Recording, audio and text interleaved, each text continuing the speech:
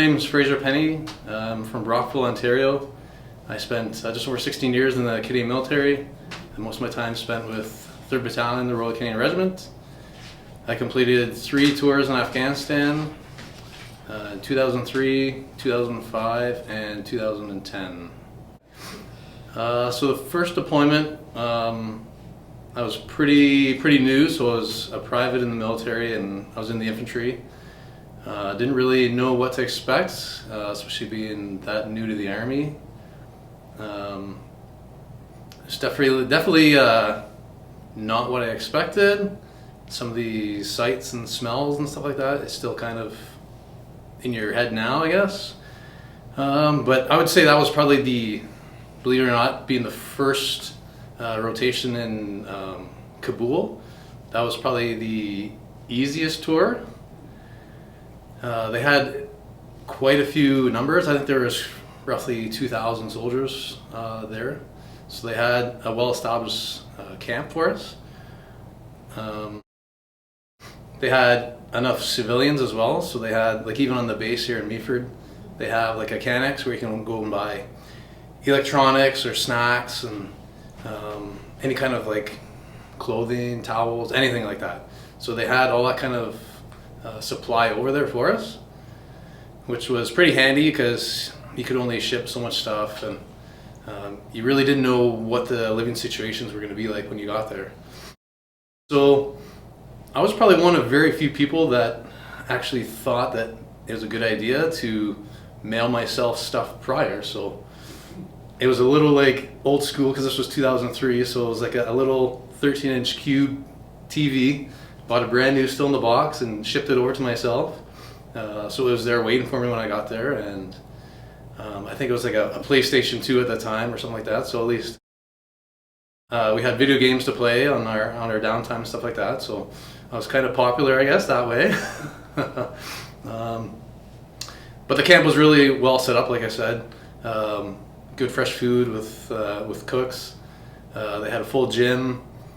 They basically had like kind of a whole tent system where you could go. They had pool tables and TVs, video games, all that kind of stuff. So during your downtime, it was not quite like being at home, but it was probably the next best thing. And for whatever reason, even that tour, Molson had donated 1,000 cases of Bavaria beer. So as long as you weren't working, you would get a monthly punch card, and these people that worked at the Cannex and stuff like that during the day would become the bartenders at night. So as long as you weren't working, I mean, you had that 8-hour kind of time frame. You could go get your free beer at night, which was kind of nice. You relax and watch a hockey game or whatever you want to do. So. But as time kind of went on, people knew how they could make money doing this. So now the bartenders that are working at night would punch the same hole. You just drop a $1 to them and they'd punch the same hole, and now you're getting more beer, which was kind of nice, but also kind of got some people in trouble over there. So yeah, but it was kind of interesting how they actually had alcohol for the first tour. I imagine back this time frame when it was like Bosnia, I think it was more accepted back then, and definitely a much lower risk. So yeah, they kind of went with the same mentality that they had in the past, I guess, which really was kind of blew up in their face, I guess. But like I said, it was donated by Molson, so it was really nice of them to do that for us. So we would, each company, platoon, section would have a certain area of operations which we would patrol. So we would go out either foot patrol or in the Iltis Jeep, which is, well, it's actually been in the War Museum, a retired vehicle for some amount of time now. So we would patrol around our designated area of operations. We'd usually stop in, talk to local police, any kind of Afghan National Army guys that we would see on our route. Just kind of ensure that everything was kosher in their operation that we were working with. We do that during the day and sometimes at night as well. Those Jeeps weren't really the best vehicle at the time, but it was what we had. It's kind of crazy to think now that there was zero armor in them. I mean, especially now thinking that Afghanistan and you're going to take an unarmored vehicle over there is kind of maybe almost signing your own death warrant. But the Jeep was set up for 4 passengers. They had set up their own roll bar with like a pintle mount, so you could actually mount a machine gun to it. But there was really no harness or anything that would keep the soldier on that machine gun in that position. So it was kind of good for static positions only. But once you're driving around, you'd be holding on to the roll bar, and it was kind of a difficult thing. But yeah, so even the seats were set up, the front 2 facing forward and the rear 2 facing forward, like a normal Jeep would. So they had pulled one of those rear seats out and turned it around so we'd have at least some rear security. Sometimes there wasn't even a seat there. You just sit on a box of water bottles with there'd just be like a blast blanket. That was the only kind of armor that we'd have. So any kind of huge explosion, it wouldn't do anything. It might stop some shrapnel and stuff like that, but that'd be about it. At the time, I'm not even sure how old those Jeeps are, but extremely old, and there were several times where the Jeep would just stall. It was a manual transmission, so it was kind of funny that some of us would have to actually run behind the Jeep and push it to get it going to bump start this thing. Kind of funny, kind of sad at the time too, I guess. We were wearing all green camouflage as well. I think the thought process was that we didn't want to look like Americans at the time, so we were gonna still wear our green stuff even though we were in a desert atmosphere. But really, most of our patrolling and stuff like that was through an urban area, district. Yeah, there's no traffic lights. It's every man, woman for themselves driving. You would have to be a very harsh driver, I guess. Cutting people off, like you can't be afraid to do that.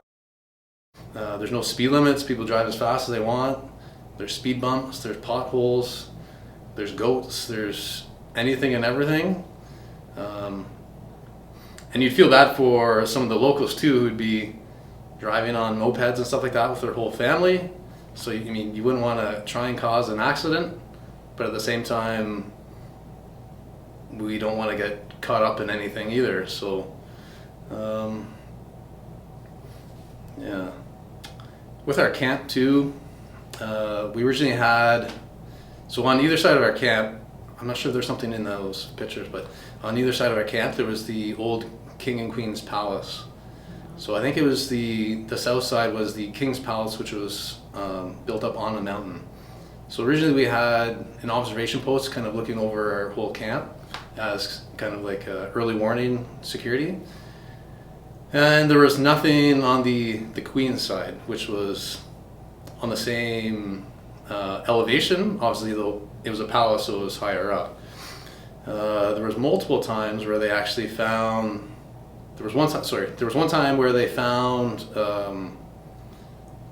basically some rockets that were pointed at our camp that were, for whatever reason, I don't know if it was on a timer ready to go, or I'm not really sure if it was in the process of being set up, but that was one thing that they found. I think someone gave them kind of a tip, so our engineers went up and started poking around, and yeah, found these old mortar shells that were pointed at our camp ready to go.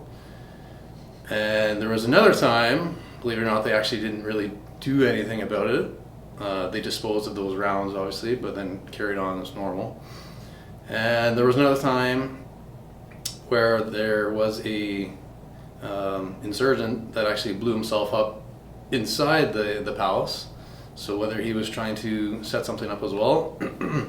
So it took 2 times, but eventually we set up an observation post in both palaces, so at least we had pretty good overwatch of our entire camp, as well as we had towers on kind of the perimeters of the camp as well, looking outwards. So unfortunately it took a few close calls for them to actually employ proper security measures for us. But luckily that was about the extent of any kind of attack on our actual camp then. Like I said, it was a pretty big camp, so we really wouldn't have taken much at that time for something really bad to happen, but I believe it was around 7 months. I think I would have deployed the early June possibly, and I think we came home in February timeframe. So when we deployed, we flew. I think we landed in Dubai. It was kind of a secret camp at the time, and even the people from the country in the UAE didn't really know that we were there. And just the change in temperature was absolutely phenomenal.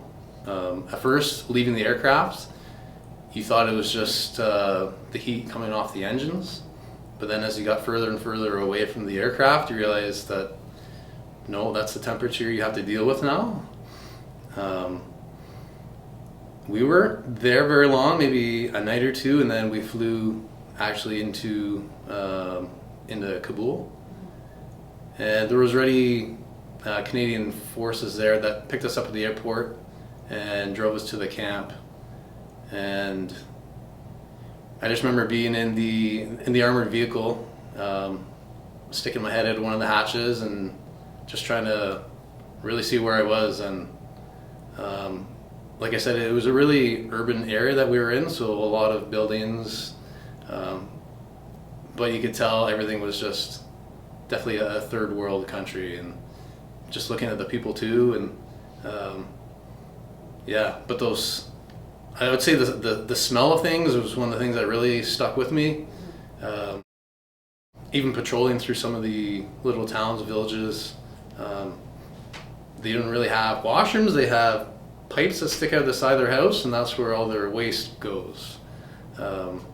So it would just flow into the roadway, and that's where we would walk or drive. And there was a few times where our Jeeps got stuck in areas like that. So it was very important to come back and actually ensure you fully clean, sanitize your boots, your footwear, to make sure that any kind of disease that was possibly growing in that sewer system or in those puddles were actually cleaned off and taken care of.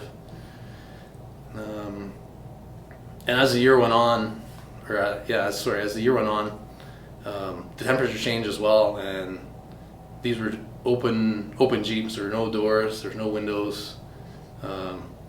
So we'd be driving around even at day or night, but especially at nighttime, it was extremely cold. I remember wearing like a fleece underneath, and basically like a Four Seasons, basically I'm wearing a snowsuit, pants and jacket, and just trying to avoid not being cold and try and actually pay attention to the job I'm doing. But there would be snow in the mountains.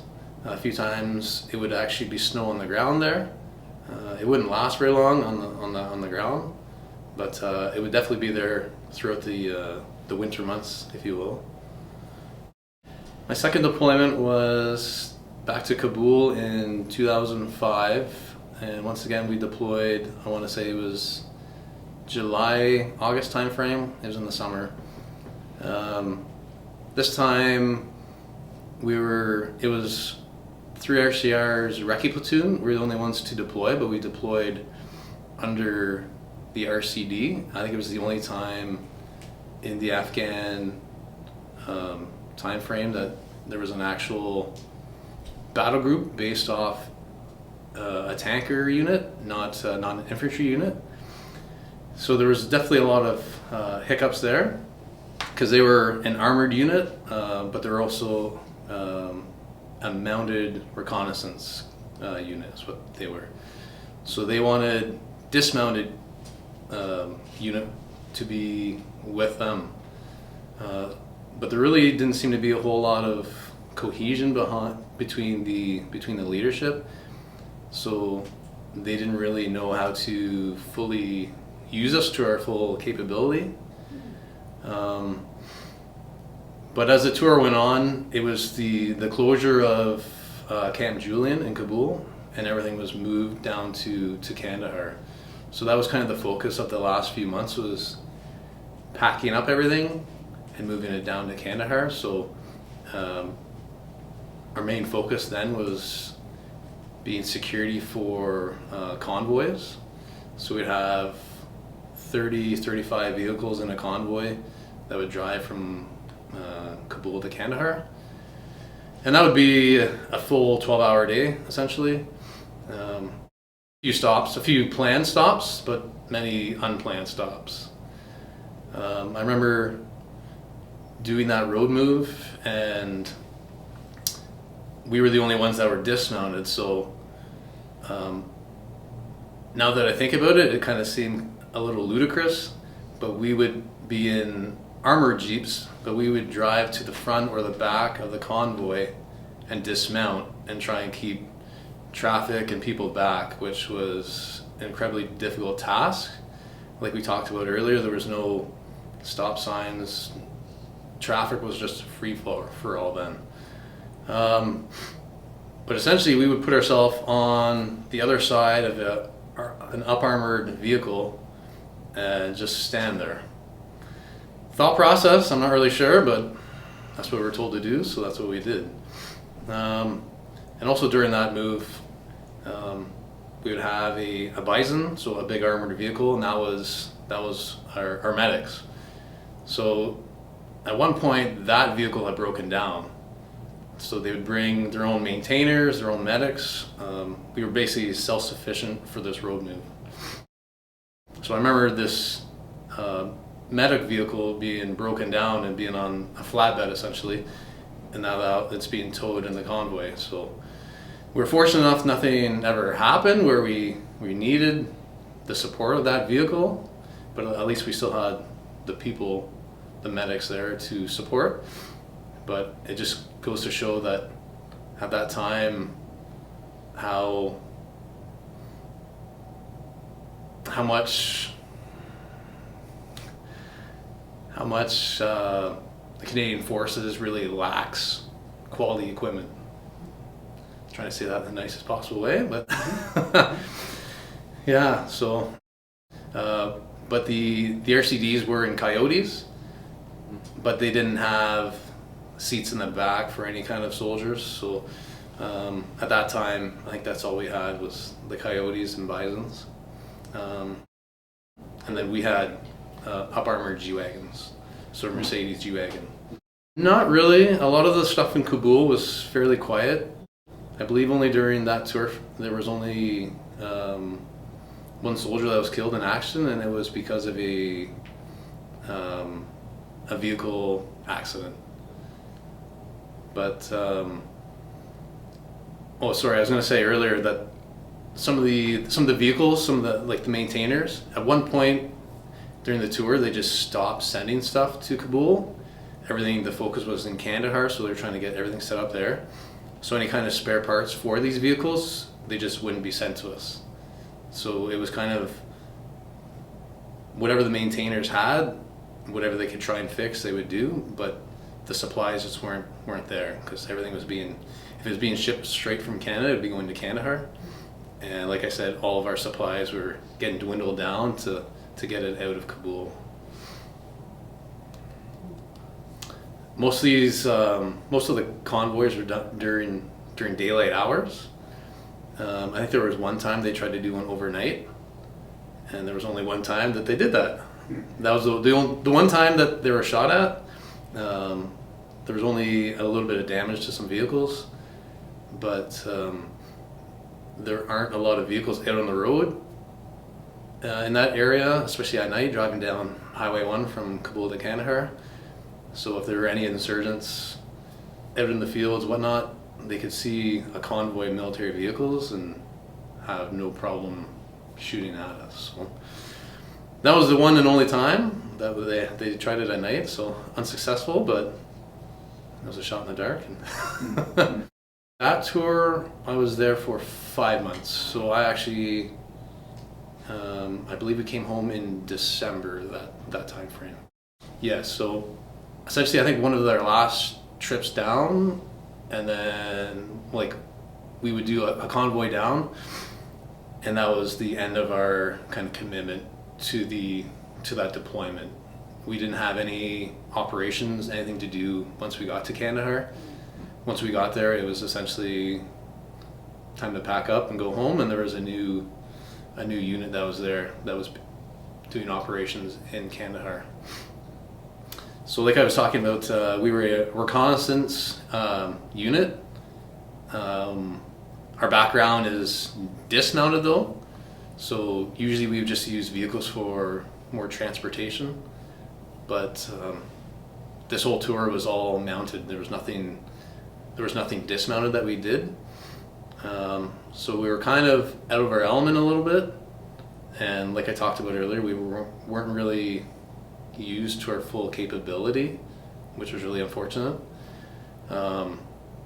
We would just be sent off to certain hilltops, and we'd set up our vehicles there and kind of, just kind of keep overwatch, look out for anything. But as the time went on, and as we did that, I think complacency was a very, very big thing, and it's happened in every tour that I've been on. As the time goes on, your level of caring kind of goes down, and it definitely, I noticed it then. We would still have security. We'd have people mounted in the tops of our G-Wagons, but that was about it. I remember there was one time particular that everyone else, we'd deploy it with usually 7 or 8 of us plus one interpreter in case we ever needed them. But the normal routine was to keep security, and then everyone else would pull out their lawn chairs and start a movie, a laptop, and play movies. So there was one time where we went out at night, and I remember being in the security position as we just rotate basically hourly, and the only one that was awake still watching the movie was the interpreter.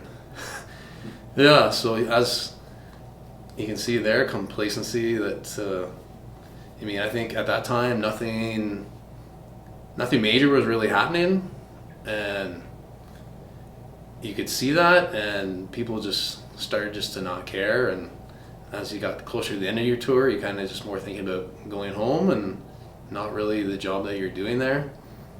But it was kind of a mundane task that we had in the first place, so it was kind of a difficult situation that we were placed in.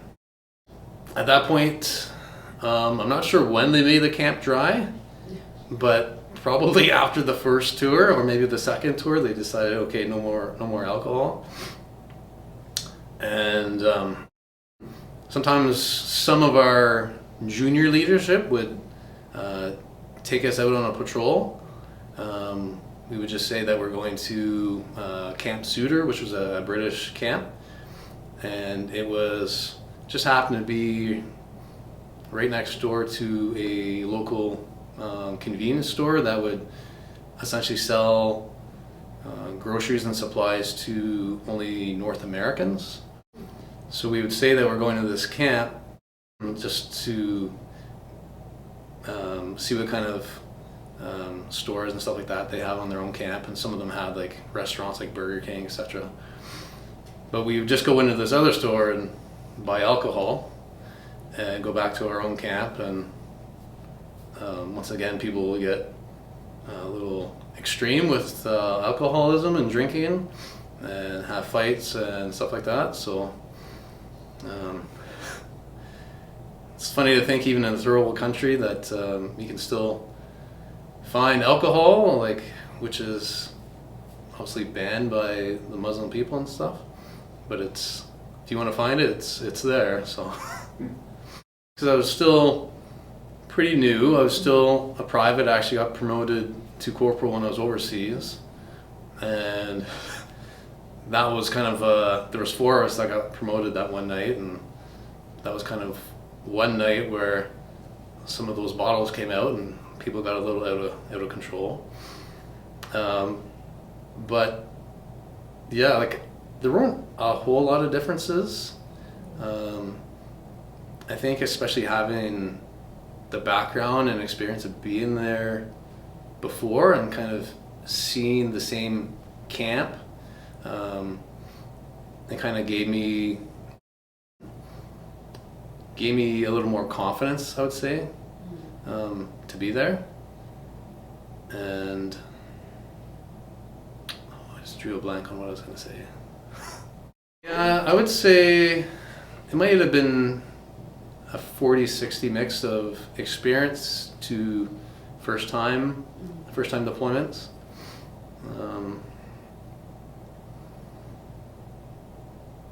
I don't know, I had something in my mind and I totally lost track of what I was going to say. Oh, I remember now. So I remember in the first tour compared to the second, there was one area that we went to and it was near a body of water. I couldn't remember what the lake or whatever it was called. But the whole area was mined during the first tour. And the second tour, as we went back, it was actually turned into a golf course, believe it or not. So they had people come in and remove all the mines. There was no grass. It was it was dry, but yeah, they actually had a golf course there. I never saw anyone actually playing golf, but yeah, it just kind of showed the, I guess, the level of commitment, even from the UN and NATO, to try and get people in there to remove a lot of those unexploded ordnance that had been there for 20, 40 years. So that kind of showed some improvement. So I deployed to Kandahar for my third tour in, once again, it was I want to say it's the late spring, early summer, maybe May timeframe of 2010. And we flew into Kandahar. I think we spent one night in Kandahar, and then we were deployed to Masamgar. So that was a fairly well-established camp at the time. We flew in there at night in a Chinook transport helicopter. And then from there, we would be deployed in a LAV to our actual camp. So everything was extremely dark, especially landing at that camp the first night and trying to get your bearings and really understand where you were. It was definitely a much smaller camp than what I had seen in the past, especially Camp Julian. That was a humongous, well-established camp. So Masamgar was a lot smaller compared to that. And I think we spent a night there, and then we were deployed to our own camp the following day. So it was a really quick turnaround. There really wasn't a whole lot of sitting around and kind of getting comfortable with things. As much as they wanted to get us in, they also wanted to get the other guys out. So we would kind of slowly be incorporated with them. So we would be coming in and some of their guys would be leaving at the same time. And it really kind of hit home, and this camp that I was in was basically a platoon size, so no more than about 30 of us living in this camp. And from what I understand, the previous unit had to move this camp 3 or 4 times before actually the final location. Not really sure why. The leadership just really wasn't happy with the location of it. So you could just imagine how angry these guys were at the end of their deployment.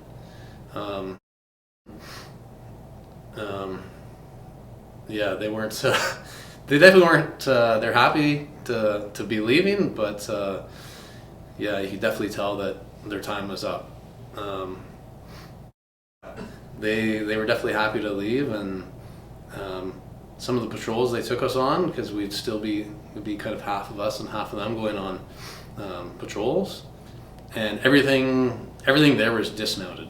We would have the armored capability, but there was no need for it really. It was just more of a transport service is what we used the labs for. Yeah, so this camp wasn't very well established at all. They had very little fresh food, so most of the meals were the IMPs, the rations, so you'd still be eating food out of a bag. So I remember as it it was very early on in the tour, we would do road moves back to Massamgar because they were more well established, and we would intentionally go there kind of during later in the evening during off hours, and we would just raid their kitchen for any kind of fresh food that we could get. The cooks were pretty good. They knew we were coming, so they tried to give us some stuff, but yeah, we would just try and get our hands on whatever we could. Yeah, like I said, so as the tour went on, we started getting more supplies, and eventually we had our own flying kitchen came in, and it's basically a kitchen that can be towed anywhere, or as the name flying kitchen, it was actually brought on a helicopter to us. Well, it was like essentially it would be like almost like an enclosed trailer, and it would fold out, and it would just be it would be a kitchen itself. Yeah, so it would have its own stairs that would come down, so you basically walk up into this trailer, but it was it had a complete kitchen inside of it. So we got that, and we actually had some Canadian cooks. So we had dedicated cooks that would be tasked with that. Before that, though, there was actually a private that was in my section that used to be a chef. So he would be, he took on the task of actually making fresh food for us. So whatever we would go steal from the other camps, whatever we actually had laying around, he would actually, him and another guy would actually be the camp chefs and actually make fresh food. Like we would usually have one fresh meal a day, which was kind of nice. So you can it's kind of a nice thing just to not have to eat three meals out of a bag every day. So that kind of helped the morale in that way. And yeah, I know eventually as things went on, it was the same thing with other amenities like showers and laundry services. There really wasn't anything in place. Kind of started off with like the kind of back to our camping shower hanging bags. You just fill with water, leave them up in the sun. They kind of get warm during the day, and kind of have a shower at night that way when the water kind of warmed up. But once again, as things kind of went on, we kind of had a few guys in our platoon that were pretty good handymen, so they had some supplies and they could actually rig up some showers and stuff like that. And we eventually got showers, laundry services. A lot of things were in place, they were brought to us, but there were no engineers or what have you, skilled people that actually had the ability to come and plumb everything up, to hook everything up. So we were fortunate enough to have the brains in our own platoon to be able to make these things work. Here you are, here's some of the supplies, but no one is going to come out to you. No one really came to visit us. We were essentially on our own, so if there's any supplies that we needed to go get, we were the ones to go get it. Early on, there was some aircraft, and the pilots they're all civilian pilots from, I think they're all like European countries, so they would bring us mail and stuff like that. They weren't really big like helicopters, so they couldn't carry a lot of equipment and supplies like that, so we'd still have to go get a lot of supplies, but a lot of like little things, even more food and water, stuff like that, and mail, which was really important to the people over there. They would bring that to us. But then eventually they would start getting shot at, So they're all civilians. So yeah, thank you. I'm not going to do this job anymore. That's enough. So it would revert back to, we would have to, well, eventually go back to driving around, which we really didn't want to do in the first place too, because a lot of the IEDs were planted on the roads and stuff like that. So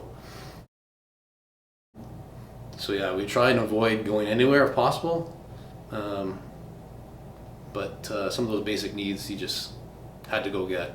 No one, like I said, no one was coming to us, so if we wanted stuff, we would have to go get it, which was kind of fortunate. But as the time went on and people kind of realized our living conditions were improving, then more people kind of wanted to come and stay at our camp. And like I said, it's probably started off with maybe just over 30, and I would say that number even doubled near the end of it. Our tasks, we were a very small platoon size, so we would have 3 different sections of about 10 soldiers, and then there'd be a company headquarters that would kind of have some support weapons, but there would probably be about 5 of them. We also had a dedicated section of engineers with us, a couple medics, we had some artillery. Essentially, our camp was surrounded by 4 different villages, and our task was to routinely foot patrol in those villages. And our camp was kind of built on an old Afghan school. So the Canadians, we would have one side, and the other side would be kind of manned by the Afghan National Army. Yeah, so everything there was foot patrol. Like I said, it was like in the grape fields, in the tiny villages, there was no room to get vehicles in. So yeah, patrolling through those were quite daunting, because you never really, I guess the element of surprise would be on the enemy's hand for sure. It was kind of a hard thing, right? Because there was no defined enemy, right? You're not out looking for these guys that are in uniform. But essentially, we're trying to gain intelligence from the local people. So a lot of that was, we're trying to really influence the Afghan National Army to try and kind of like step up and really take control back of their own country. But their motivation, their leadership just wasn't there. There was not a whole lot of experience, and their equipment was even worse than ours. So we ended up basically taking the lead on a lot of that stuff, and they would have more of the hands-on kind of trying to gather some intelligence, and we would kind of try and, through our interpreter, talk to the Afghan National Army, which would in turn talk to the locals. So trying to get straight information was extremely hard, and you can imagine playing a phone tag when everyone speaks the same language. So it's extremely difficult over there. But we would just be trying to gather as much intelligence, and trying to find weapons caches, or trying to find out where insurgents are hiding, because they all just blend in. I mean, you walk by them at one point and they're a farmer, and once your back's at them, now they fire an RPG at you. So stuff like that would happen all the time, where it was always, once you passed by, you kind of figured you're going to get shot at. So routinely turning around and checking your six o'clock, as you will, but always making sure that rear security is there was very important. But it was very heavy vegetation, really built up areas. So they really had the upper hand. A lot of the time they could just be sitting in the grass and just waiting for us to walk by. We would try and take a lot more of the offbeat kind of paths, Um, and I mean, I think it's human nature just to be lazy and walk through doorways, walk through openings, walk through well-established paths. So kind of battling that complacency was a big thing. So we'd be climbing over walls and stuff like that. So a lot more physically daunting, especially wearing all that equipment. But definitely life-saving though, because that's where, I mean, if they're going to set up an IED, it's going to be in a doorway. It's going to be on a path where everyone's going to walk. So they definitely observed us a lot. Yeah, they're always watching us, and I think people were always maybe paid to watch us as well and kind of, give intelligence. There was one story I can talk about too, which really kind of hits home that story of them just like watching us, and because we would have SOPs or standing operating procedures, which we would, if this happens, this is what you do. So there was one afternoon that we were called out by the Afghan National Army. They had found what they thought was an IED. So a lot of the homemade explosives were built and packaged in like a yellow gas can. So whenever you kind of saw those gas cans, you kind of thought, the first thing you would think was, this could be homemade explosives. So these Afghan National Army guys had found a few jugs of these explosives, or what they had thought to be was explosives. So they called us, and we deployed with 4 labs. And it was kind of in like an open field, but there were still like well-defined dirt roads throughout this open field. So we did our normal SOP of stopping at 300 meters back, and we would have our engineers and our dismounted soldiers dismount. And now we're observing the Afghan National Army guys up there. They're right in front of this, what they think is explosives, and they're throwing rocks at it, trying to get it to explode. Thankfully didn't. But so we would have so we would use essentially a metal detector, and they'd be just wandering the ground looking for any kind of a metal in the IEDs.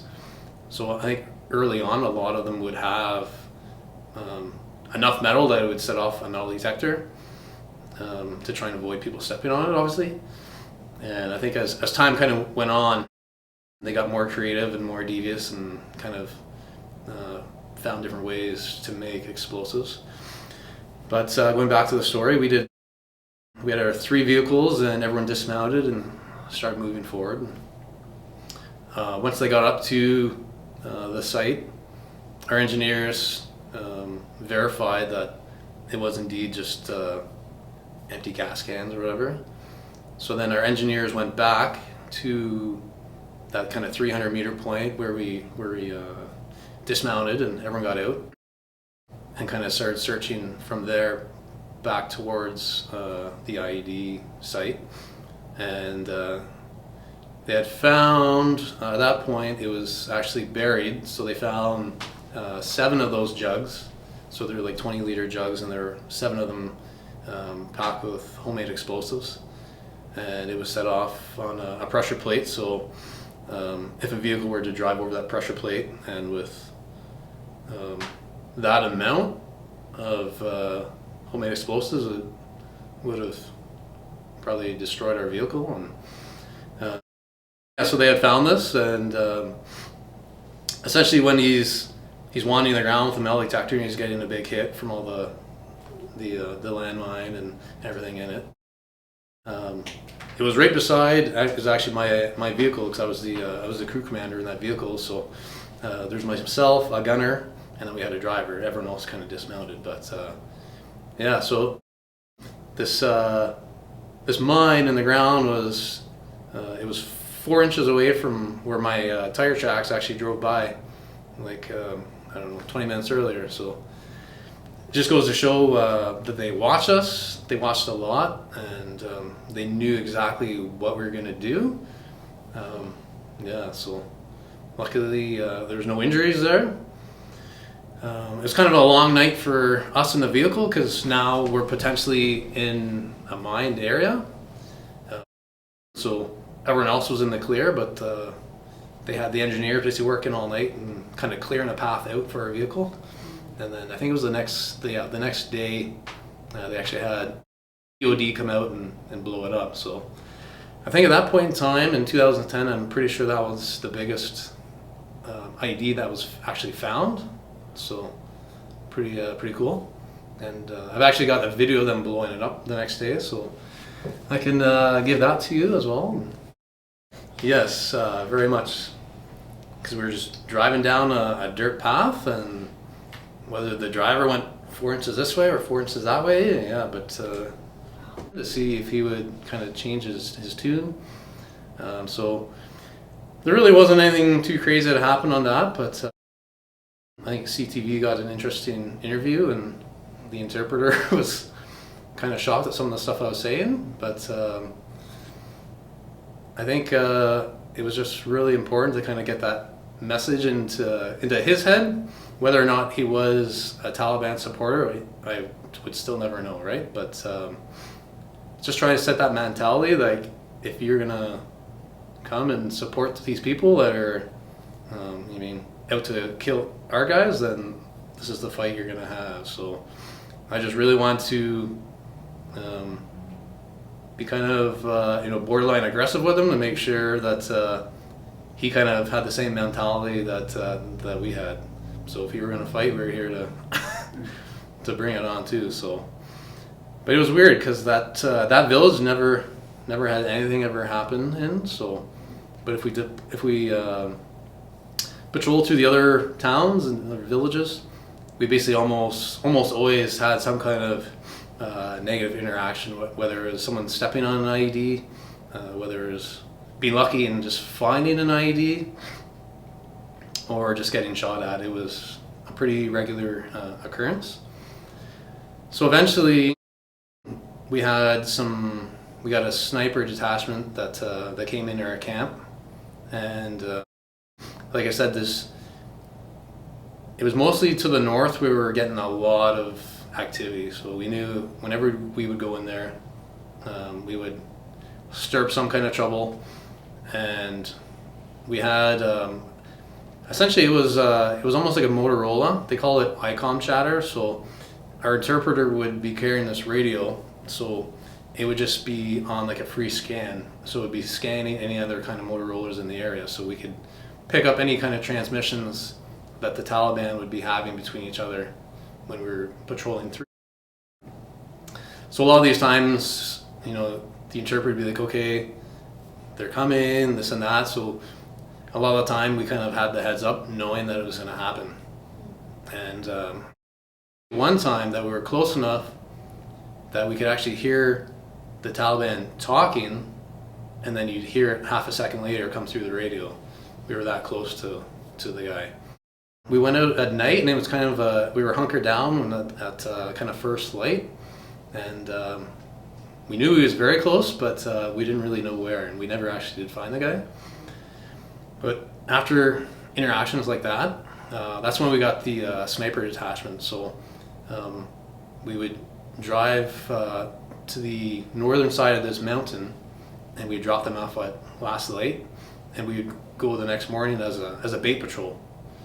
So that's how we end up getting, or they end up getting a lot of confirmed kills. Was we'd be just patrolling here first thing in the morning, and they'd come out of the woodwork and trying to engage us. But luckily we had a sniper on the mountain to take care of that. So yeah, so very much, yeah.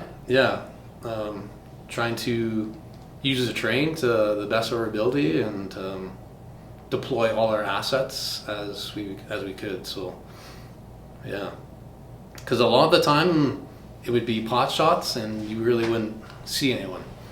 Out of the numerous times that we actually got shot at, and whether it was small arms fire or RPGs, I think there was only like one time that we actually saw someone stand up, turn towards us, and actually shoot an RPG. So a lot of it was, you could see some of the muzzle flash and stuff like that, but I mean, they would take a few shots and take off, or they would shoot the one rocket and then they'd be gone, right? So, and then a lot of the time too, we would have helicopter support too,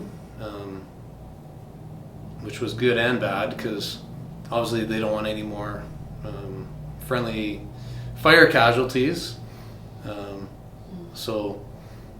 But once the helicopters were around, then you knew they were going to take off. They weren't sticking around to get shot at from from a helicopter. So, but yeah, I think even that way too, we had a lot of support, and they're pretty good too.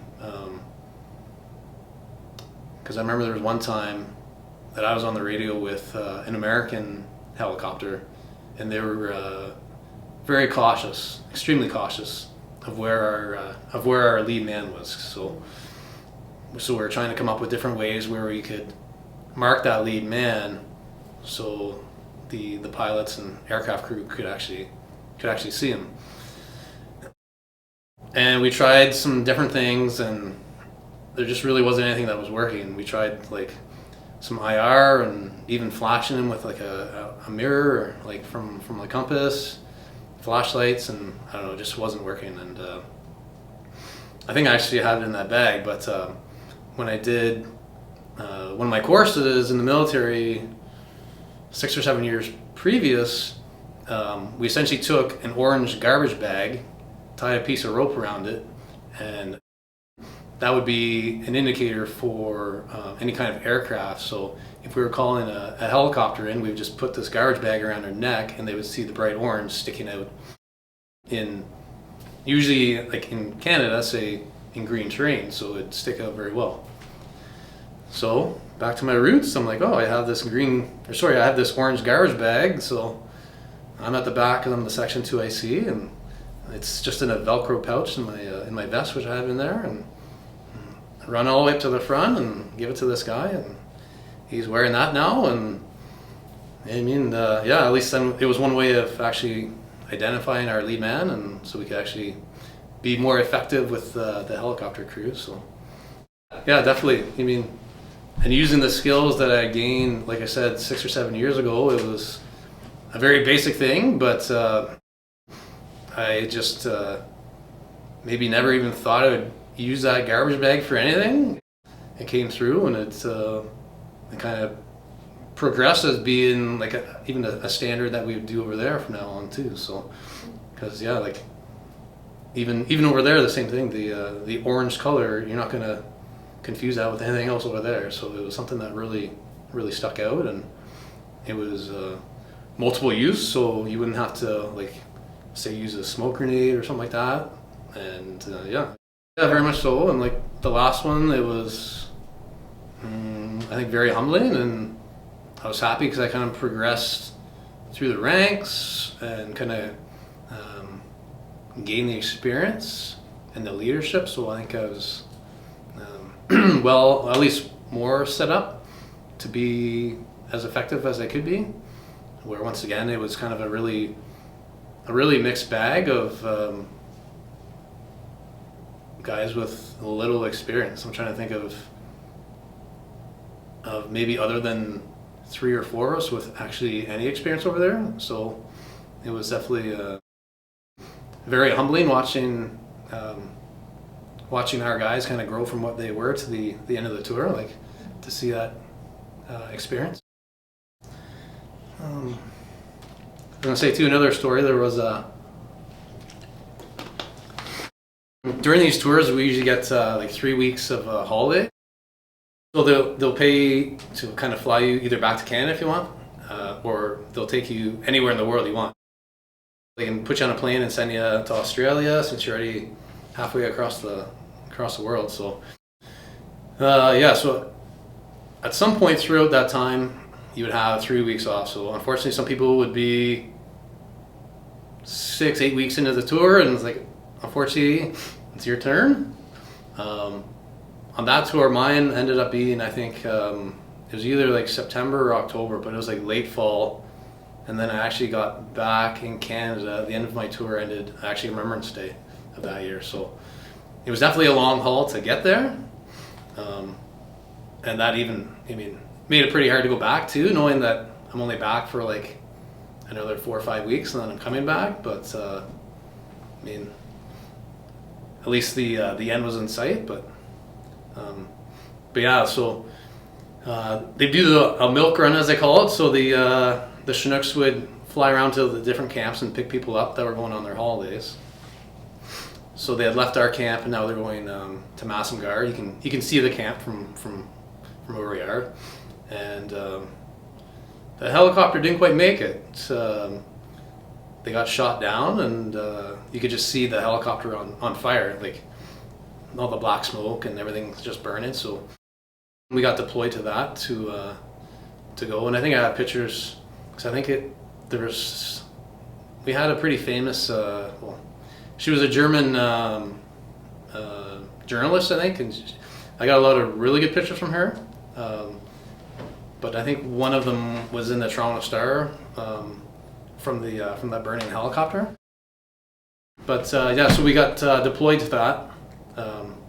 Luckily, no major injuries, no one died. So, but these were guys that were 12, 24 hours away from going on vacation. So they had all their bags, their wallets, passports, ID, money, computers. That was all on the aircraft, and it went down with the aircraft. And obviously, the most important thing is to get you off the aircraft and not your luggage. So, like I said, these guys are going on vacation, and all their stuff's gone now. So they were pretty quick to at least get them the proper documentation that they needed to kind of continue on with their holidays. So, but it's kind of funny that after that, everyone was kind of making up a laundry list of everything that they had, right? So everyone had a brand new computer and a camera, and so yeah, it's kind of funny that people are just trying to write off anything they could. But kind of an event like that, I think the government can buy a new computer, I'd say. But yeah, so we deployed to that, and that was mid-afternoon, and it was in the middle of the night by the time we actually left that scene. So they had to obviously get everyone out of there, which was another task on yourself, because now you have a whole aircraft full of people, pilots. That was their mode of transportation. So now we have to get another mode of transportation out to them to get them out of here. And yeah, like that. There was no putting that helicopter out, so we just let it burn until what was left was left. So there were still parts of it that still was left, and then we had to get a flatbed to come out and put it on the back of a flatbed. And so once again, it was another long night. So even our camp itself, so we had maybe 30 in our camp. So there's 3 different sections. So there was one section would be doing the camp security. There was one that would do any kind of patrolling. So if there was one patrol to go out that day, there'd be one designated section that would do that. And then the other section was a QRF, so they were a quick reaction force. So if anything happens, they're the ones to deploy. So something like that, where you get called out for 8 to 12 hours. So now the rest of your manpower back at camp, now they're pulling double shifts and stuff like that, and it's just the manpower we had, right? So just goes to show that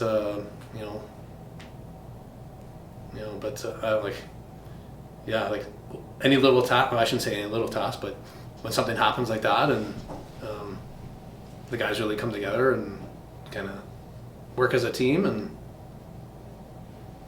kind of get through the task. And yeah, right, like we are our own quick reaction force. There's no one else in the area that's coming out. So, but at the same time, it kind of even puts our camp now in a higher threat risk too. So yeah, I remember too.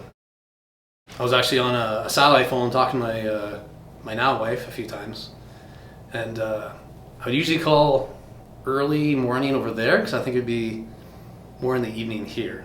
Whatever the time zone difference was, I can't remember. But But I remember I'd be talking on the satellite phone, which was horrible in the first place. It would cut out all the time and stuff like that. I'd be trying to call back all the time, but yeah, it was kind of, I don't know if she found it as funny, but I probably didn't even at the time. But like I was talking about, when some of those civilian aircrafts would come in,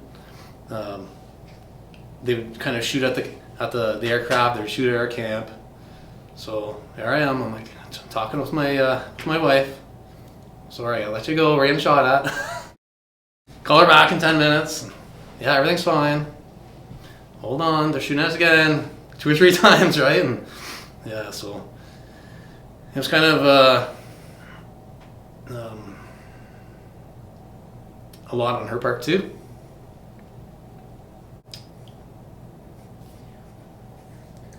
Sure.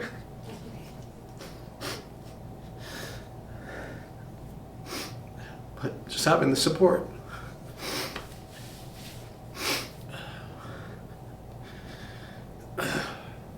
Yeah, it's just really important to have that kind of support back home. Yeah, so my wife and I bought a house while I was overseas. So she sent me pictures of ones she liked. Yeah, I never saw it.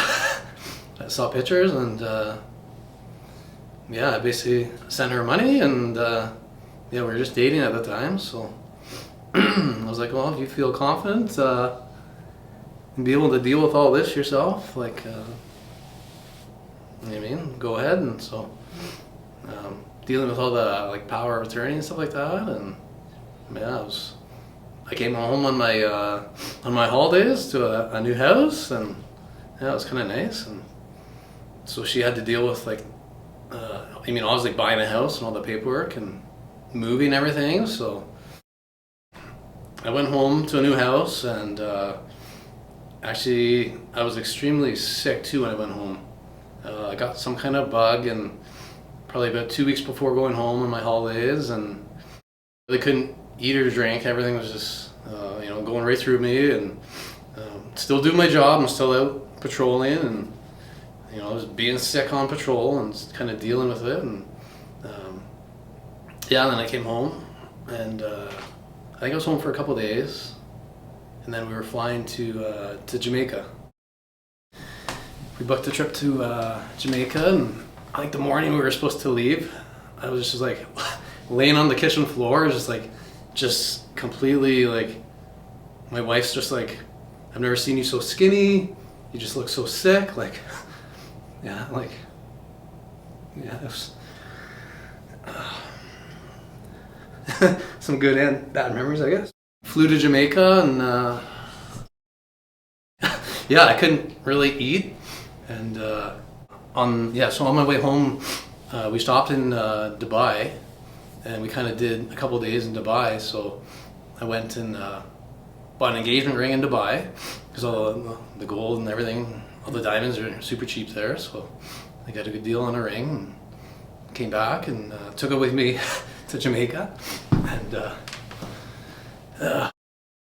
And one morning I'm like, oh, I'm just gonna go down to the gym, and kind of thinking of, okay, is this what I want to do right now? So I kind of went to the gym for a little bit, not really with the intention of actually working out, but a little bit of gym time, kind of letting stuff sink in. And then I kind of went and talked to one of the staff at the hotel, and I kind of set this private dinner up on the water. We had our own server, and kind of picked the meals and everything. And then it was probably a couple hours I'd gone back now, or a couple hours had gone by, so I go back to my hotel room or whatever, and my wife's just kind of like giving me the stink eye, like where have you been the last like 2 hours? And now I'm like, oh, do I really want to do this now? Just seeing her reaction, right? It's kind of funny at the time, but yeah, she had no clue. And then later that evening, I'm like, oh yeah, we just have dinner reservations. It's down by the water, so we kind of walk down there and have our own private dinner and everything. And yeah, kind of walking around with a ring box in my pocket, trying not to let her see it, right? So yeah, it was really nice. It was like a surf and turf meal, which, like I said, I was so sick I really couldn't even eat any of. I mean, I was paid a premium price for it, but I mean, whatever. I wasn't there for the food, so yeah. So that was our engagement story there. So that's how I proposed my wife, and yeah. So actually, like, obviously made it even harder to go back, but. No, yeah, I was the first one. Actually, I kind of grew up, actually when I was in high school, the local Army Cadet Corps kind of came to my high school and did a presentation, and I kind of found it interesting, so I went and joined the Army Cadets in Brockville and kind of got started in the military that way. I think I did that till I was 18, and then I kind of tried college and stuff and didn't really wasn't for me. So when I was 19, I'm kind of decided, okay, this is what I'm going to try and do. So yeah, no one else in my family had been in the military, so yeah, so I was the first and only one, I guess. I mean, other than great grandparents and stuff like that, but yeah, as an immediate family, yeah, I was definitely the only one. So I think they were good about it. Actually. They flew me, it was actually September 11th of 2001 was actually day one in the Army for me. So I had actually done all the interview and the application process probably back in, I want to say, in the winter, early spring. And then I just never heard anything. The whole kind of summer went on. I'm like, okay, well, I'm going to enjoy my summer at least, you know, as being 19. I'm like, okay, and then September kind of rolled around, like, okay, like, just kind of following up, nothing, I haven't heard anything yet. Like, okay, I was living in Brockville, so they had said the closest recruitment center was in Kingston, so we drove the 45 minutes wherever to Kingston and kind of did the sworn in, and so that was September 7th, and then they're like, okay, can you leave for Gagetown, New Brunswick in 4 days? Okay. I packed a few bags, whatever I needed, and yeah, my parents drove me to the Kingston airport, and then I flew from Kingston into Fredericton, and yeah, I was in the air on September 11th when everything was happening, and we were kind of getting to the airport, and we're kind of getting to the military base, and I didn't know anything different. I had maybe zero military background experience, and you know, there's armed soldiers at the gates, which now I know isn't normal.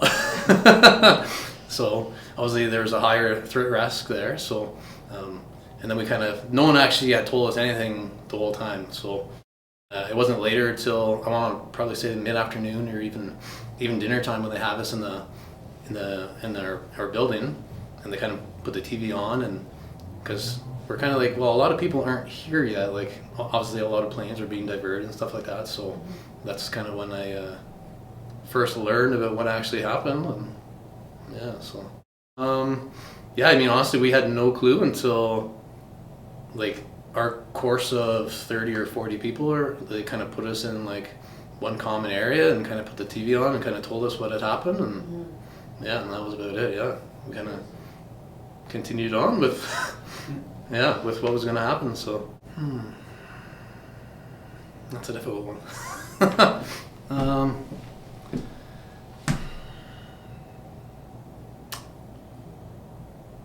I mean, it's definitely there. I mean, I think it was always, obviously it's always been there, but I think a lot of it didn't really,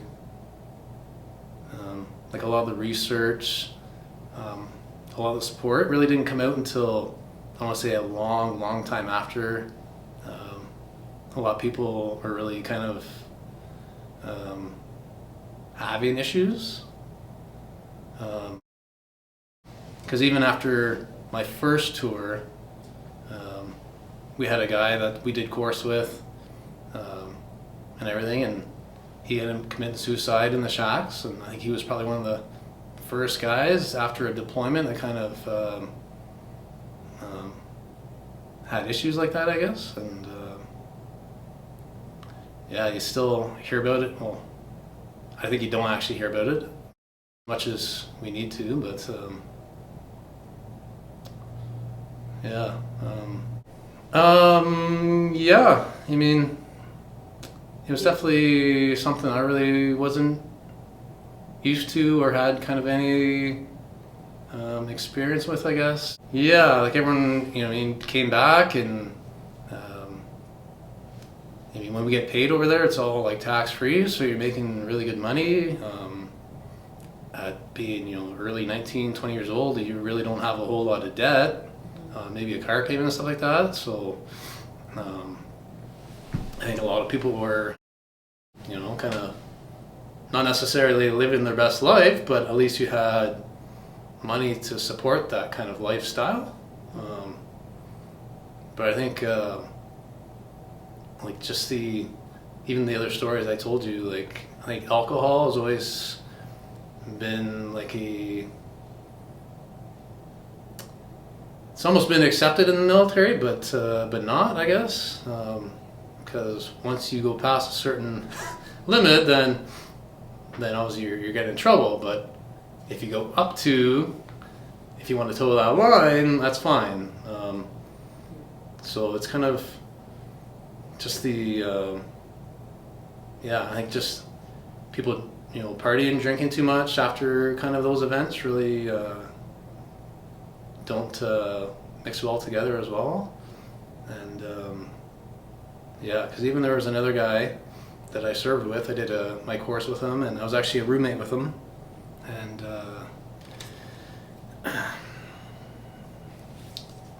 it was like a week actually before I came down here and saw you guys the first time.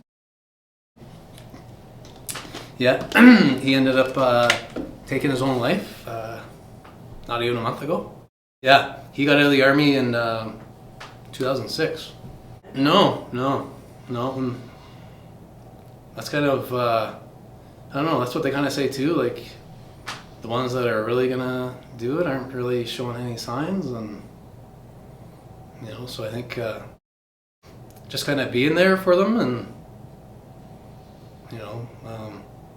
just trying to keep conversations and just staying in touch with people, I think, is obviously really important. But so I think it's something that especially once you're out of the military, it's like, well, you're not the military's problem anymore, kind of. But like obviously Veterans Affairs does what they can, but if you don't go to them, they're not going to come to you, kind of, right? So so unless you're kind of willing to step forward and kind of go see someone, then it's something that's obviously just going to haunt you. But also I think there's a lot more research too coming out on some of the like the methylquine and anti-malaria medication that we're on as well. It's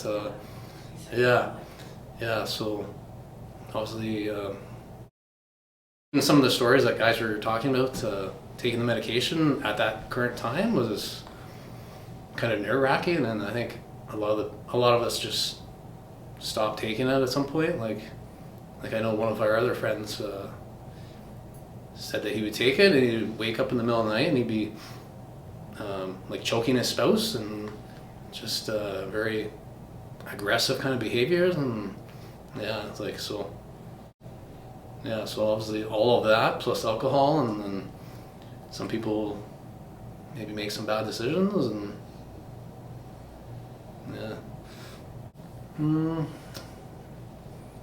I know I've told a lot of like kind of negative stories, and you probably captured a lot of the bad things that happen, obviously with the IEDs and people getting shot at. But I really enjoyed my time in the military. The 16 years flew by. I ended my career here in Meaford, so I got to come down here and be an instructor and basically teach the infantry course. So I found with all the experience I had gained, I could really pass that experience and knowledge, and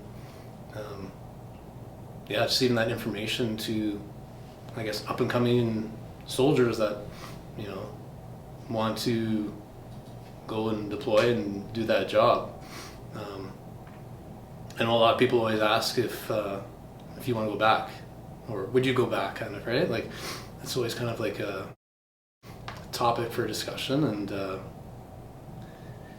yeah, someone actually told me once, it's kind of deployment like that is kind of like compared to a sports team, right? So the sports team always practices and puts in the hours, and that's what we do. We always train, and you never really got to go to that big World Series or that big final game where this is where we actually get to deploy now and actually do those skills for real. And I think not to talk badly about past military, but I think a lot of older, they refer to them as dinosaurs in the military, that people were just kind of on their way out. I think Afghanistan really kind of closed the door behind those people and really ensured that, yeah, this really isn't what I want to do. Because Afghanistan really turned the military into, I want to say, younger man's generation. And yeah, like, it's, especially once people started getting injured and any kind of casualties, then it's for real now. You have to step up and you have to do someone else's job. And yeah, we were very fortunate. We had a few people get injured, but I think we were maybe the only platoon or company that had actually no one killed on that last deployment in 2010. So yeah, so I definitely learned a lot of stuff and over my time in the military, which I want to say makes me a better person. Some good and some bad. But it was definitely a really good experience. And yeah, some of these gentlemen I got to serve with, friends for life, obviously. So yeah. I mean, it's definitely kind of very disappointing to see what everything happened in the last like year or so. And yeah, I mean, honestly, I don't want to sound like rude. I mean, I really didn't deploy to Afghanistan to have any kind of big change. It really wasn't my kind of thing. I was just there to kind of do my job, make sure the guys that I was there with kind of came back. If the Canadian government wanted to send me anywhere else, I was happy to go. But definitely there was a lot of experience and stuff that happened on, their soil, and that kind of stuff's gonna be with me for the rest of my life.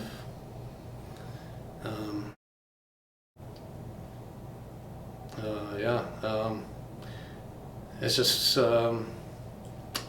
yeah, it'd be good to see if we kind of went back and really did more of a mentoring. There was a lot of that too when we were there, kind of mentoring Afghan National Army, Afghan police, but I think they kind of need that fire under them to kind of want to do better. And